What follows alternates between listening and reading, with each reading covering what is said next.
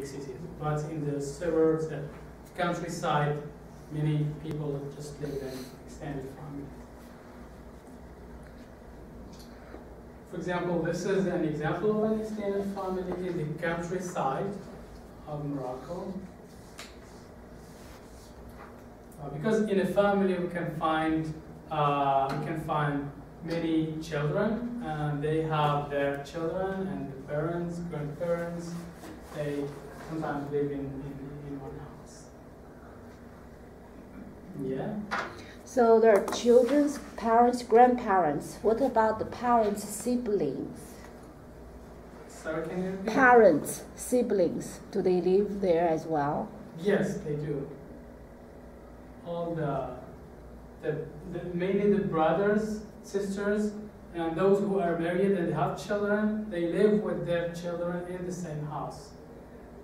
So we have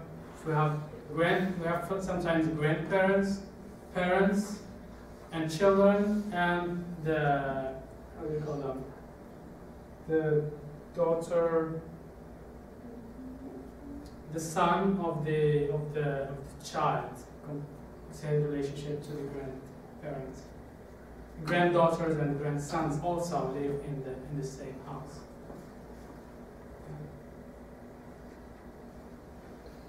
In my family, for example, I have 6 brothers, 3 brothers and sisters, and my brothers and sisters have their children. And during summer, everyone comes to our house. And the house becomes like a school. It's not a house because of their children and sisters. Many people just live in one house. But this is not the case for all, because many people live, for example, in another city, and during summer holiday they come to the house of parents, grandparents, and they spend the summer holiday there. Which is another case. Okay, how do families get income? Most of the time, the husband is the worker in the family. Because in Islam, in our religion, the husband is the one who is responsible for the financing the house. The woman is not. She's not supposed to help,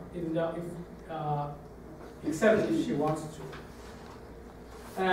But recently, many women are hired in various male-dominant jobs. In recent years, many women are like doctors, university professors, and so on.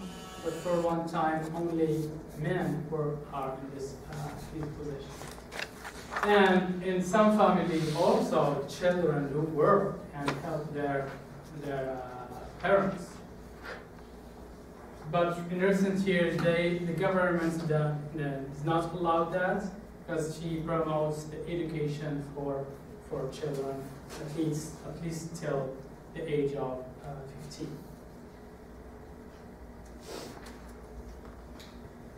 The post-marital residence. I cannot say that there's something specific to my country. This can differ from a region to another, or from a family to another, or from a person to another.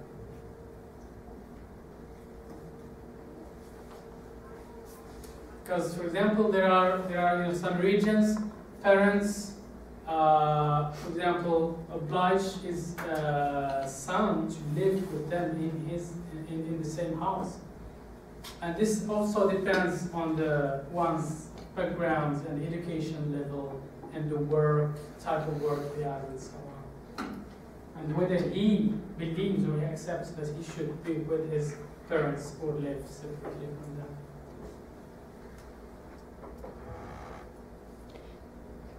Excuse me, how often that the new couple move into the bride's family? To their house, to their parents' house? Yeah, to the bride's parents' house. Mainly, for example, in the holidays, and in the summer holiday, this is, I think, for sure, everybody in summer holidays goes and visits his parents, grandparents, uncles, and so on, wherever they are. This is because there's a long holiday and there's time. In religious occasions, we also move to our parents' house to spend, for example, Eid al-Adha, which is the biggest Muslim holiday. Just we spend it with our parents in the house.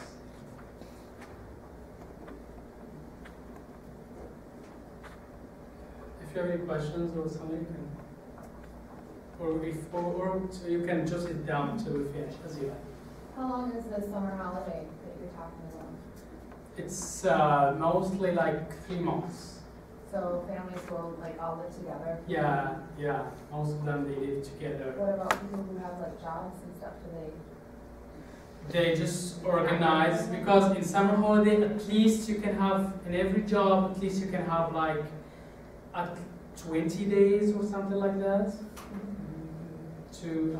For school, there's no studies during like 3 months. But for other jobs, at least you can have like 20 days. So in these 20 days, you go and visit your parents, your uncles, your grandparents, and so on. So concerning marriage, the types of marriage, the type which is in our culture and religion is the monogamous marriage, is the most common marriage in Morocco, and then many other countries, not only Morocco. And we don't have, for example, the marriage of lesbians or gays. This is totally forbidden in our culture and in religion in all Muslim countries.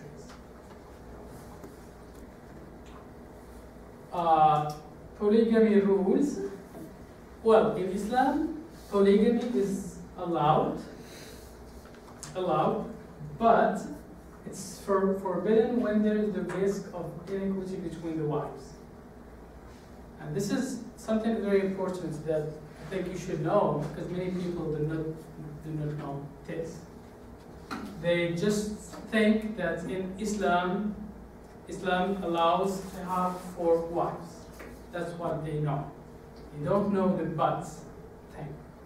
In the Quran, it stated that you can have 1, 2, 3, 4, maximum 4, but if you are not able to combine between wives, either emotionally, and this is something which is very, very difficult, as you know, it's very difficult to combine between wives emotionally and financially, so it's forbidden. So this is something, the exception which is very important in Islam. And so the court will not authorize polygamy if an exceptional and objective justification is not proven by the husband. Should prove that he can have financial, he can finance both houses, or if they live in one house and so on. And if the man does not have sufficient resources to support 2 families. This is the exception, which is very, very important.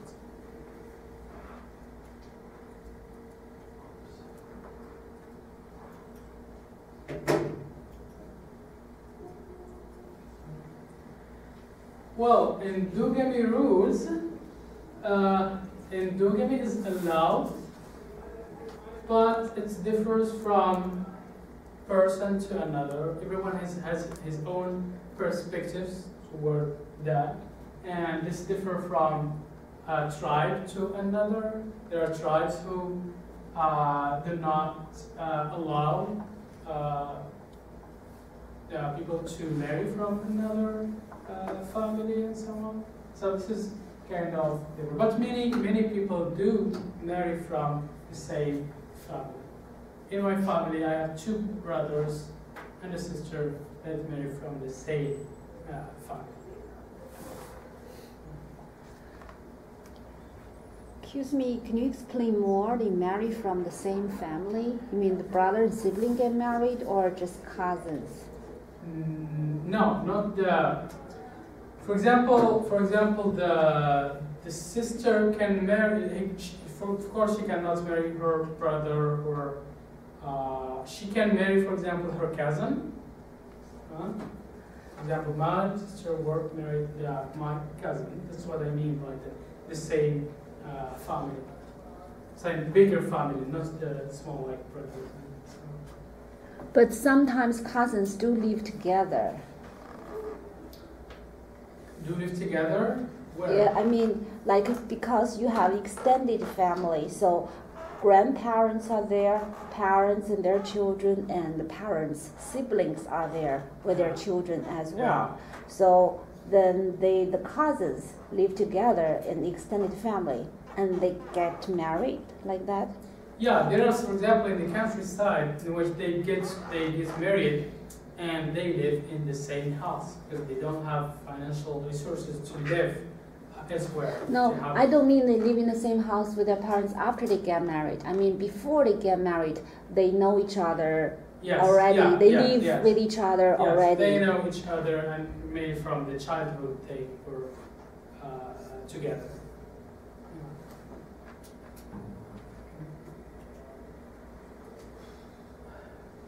So as I said, the marriage impediments, you cannot marry, for example, two sisters or two women and her paternal or maternal aunts. Can be the relation, one of the blood kinship or the breastfeeding. If someone is breastfeeded from the same mother, same woman, you cannot marry him or her. This is one of the things that many people just are not like that. Because he loves a girl or a girl, and they want to marry her. No, you can't. She was breastfeeded by the mother. And another impediment is that marriage to more than legally authorized number of wives, which is number 4. And this is I think if you go, for example, to Morocco, you will never find someone who is married to 4 wives or 3. There are exceptions who are married to 2, but few people. Well, concerning exogamy rules, this also, we have many tribes, mainly in the south and in the middle of the country, and they have their rules or tradition. I want to talk about an example which is known in Morocco. There are some tribes who have a kind of legend there. They, for a long time, they don't allow people from a certain tribe to marry another tribe, even though they are near each other. They are like kind of enemies or something like that. So they don't allow this. And the legend goes that 2 young people who are from different tribes fell in love, but they were forbidden to see each other and to marry. And they were, of course, by their families, because they say this is the truth and you should not break it. And the grief led them to cry themselves to death, to the extent that they create kind of lake just by their by crying. And this lake called Isli and Tislit. Isli is the groom, and Tislit is the bride. This is the legend. And so after this, the families decide to establish a day on the University of the Lover's Death when members of the local tribes could marry each other. And this kind of festival that's still organized up till now in the month of September. So this is the Emil Shell marriage festival for. Up to now, I said every year they celebrate this festival. So this is the picture of the lake in the religion, of course. It's in the middle of Morocco. It's a little bit not too far from my hometown. So this is how the picture of the people who celebrate this festival near the lake. I want just to show you a short video in a channel about this festival.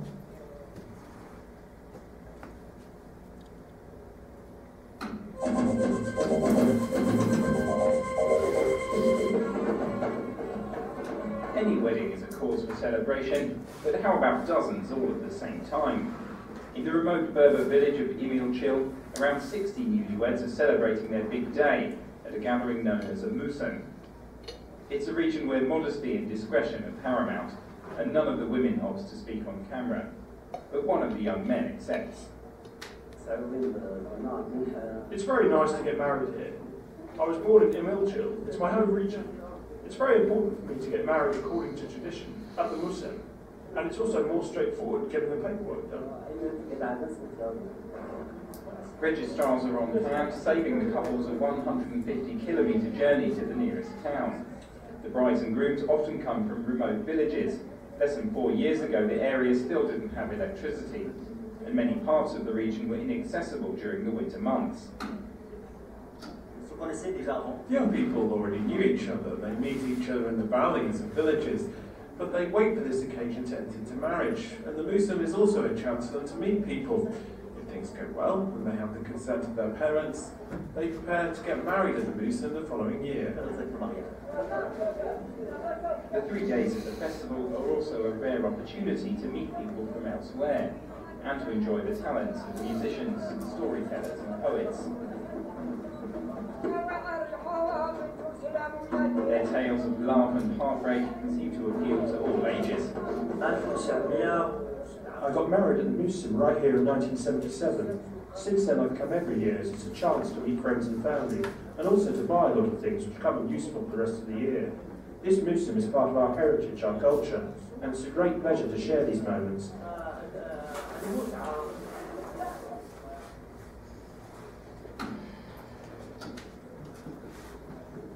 So, but this is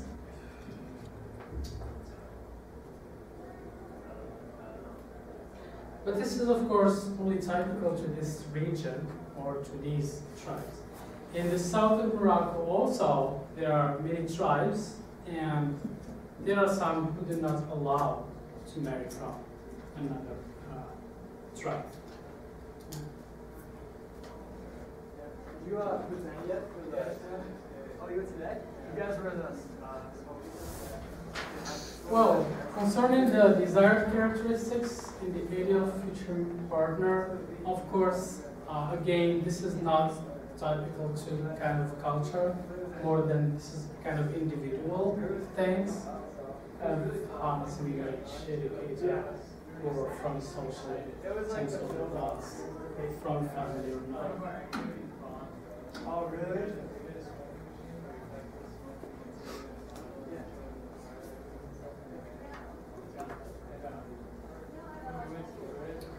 But of course, there are other like criteria. For example, girls. There are girls who want just to get married because they don't want to keep living with their family. So they don't have even characteristics. Anybody who wants to get married just to live in the house with married and so on.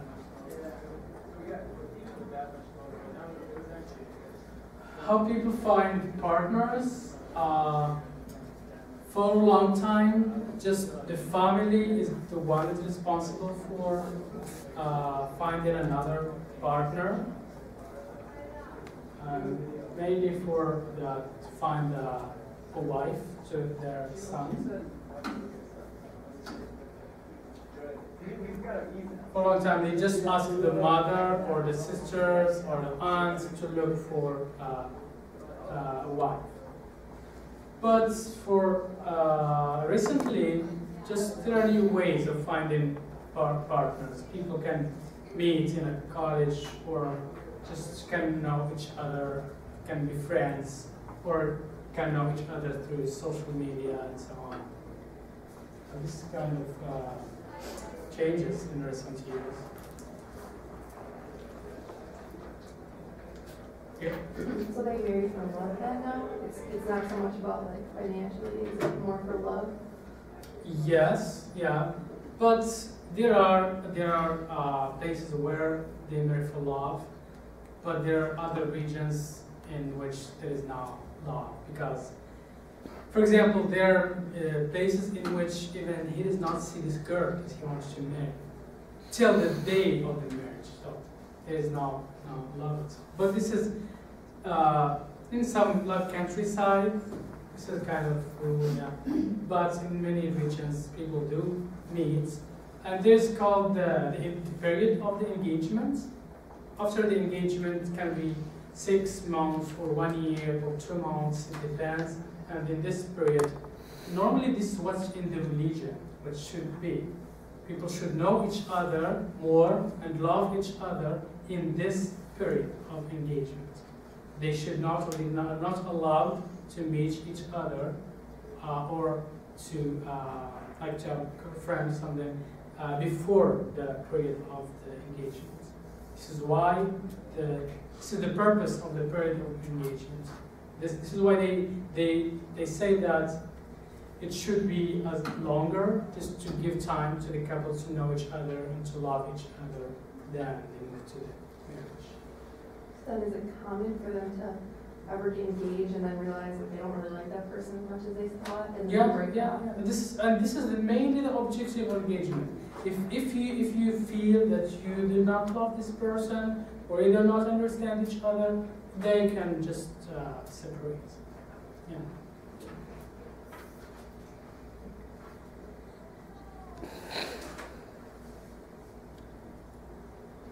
If you have any question, feel free to ask me.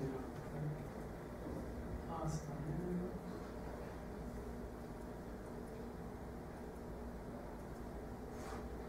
Yeah. Now, how people exchange property for marriage? Well, in the engagement ceremony, the husband or the fiancé can give his fiancée the kind of golden ring. This is very important. And in addition to other gifts that differ from family to another, from person to another. But mainly there are clothes, henna, dates, sugar, tea, and some other gifts that they give to the family of the fiancé. Can you explain more? Who give whom? The husband gives to the wife. Okay.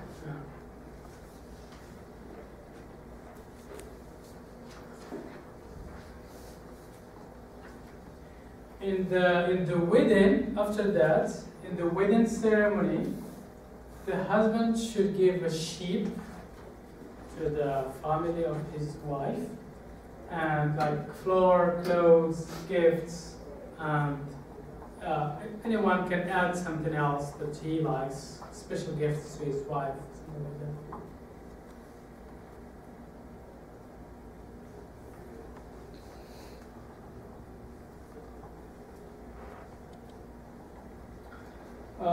In some regions, it's not a region, it's I think only in one region of Morocco.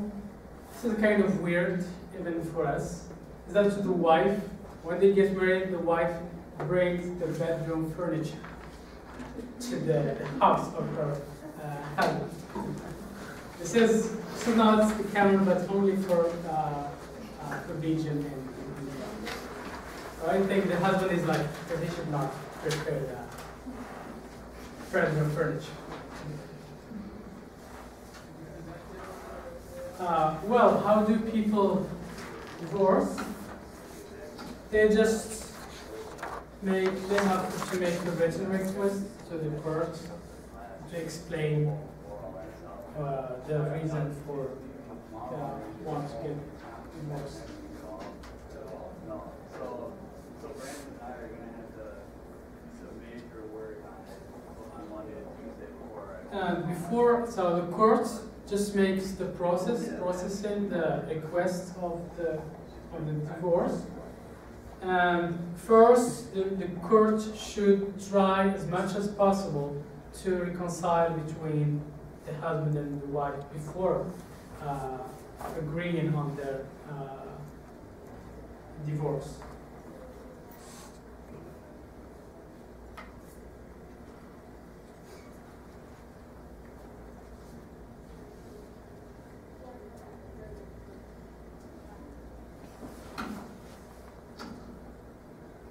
So another thing is that the spouses may mutually agree on the principle of ending their relationship with or without conditions, provided that the conditions do not harm the children's interests. This is something that they make a kind of law in recent years that the children should be maintained, their interests should, the divorce should not harm the children.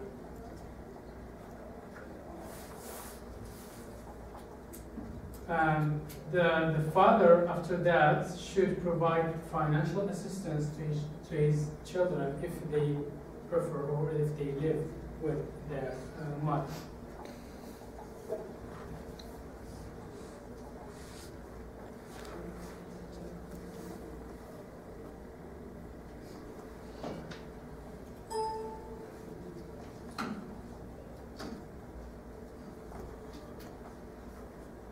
Another thing is that the wife can request divorce from the court in case the husband is absent for a long time. This is that sometimes it happens. The husband goes to another city or country, and she does not know anything about him. She just make a request to the court, and they process their divorce.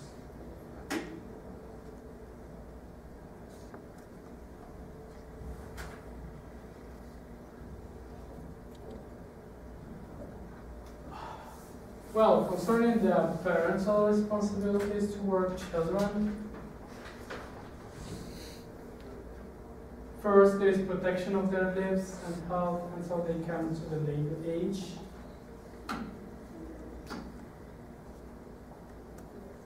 They have to ensure the respect of their identity and preservation. For example, the name should be good and accurate, and the nationality, and they have to register them in the civil status court.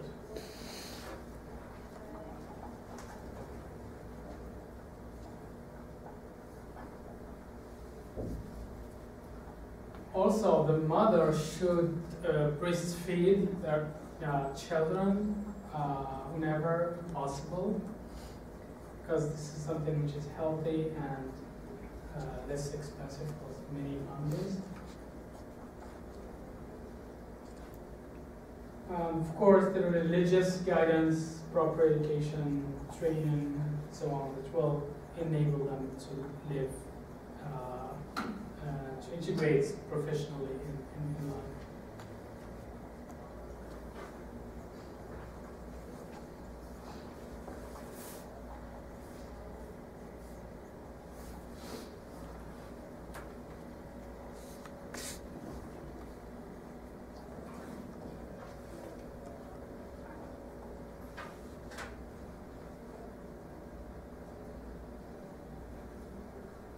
Well, children's responsibilities towards their parents. In our religion, in Islam, the obedience of parents is something which is very, very important. It's emphasized that the children should obey their parents for everything they say. Everything they say. Except if they say you should not believe in God. This is only the exception. For anything else, we have to obey your parents. This is a verse from the Quran which says that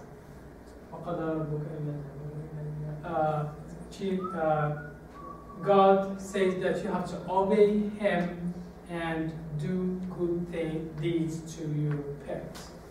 So he compares, for example, his obedience and the obedience of parents.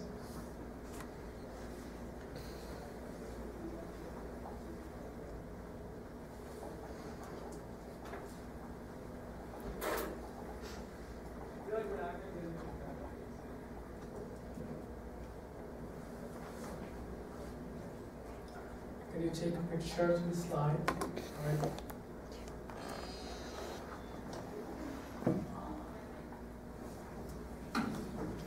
So there's no memory here. Oh, sorry. Do you have a card? Okay, sorry about that. You can just use this one.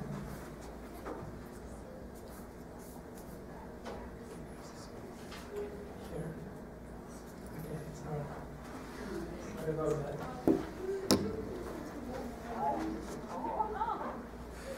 Well, do you have any questions from anyone? Are both parents equal? What? Are both parents equal, or is there one that's more? Yeah. There's parents are equal. There's no hierarchy.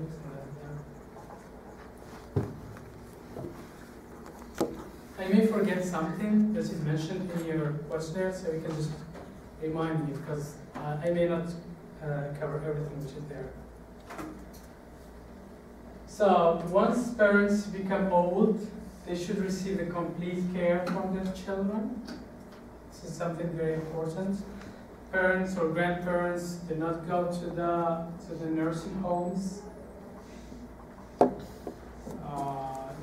Nursing homes are special for them, for homeless people, but for parents and grandparents, they have to live in the children's house.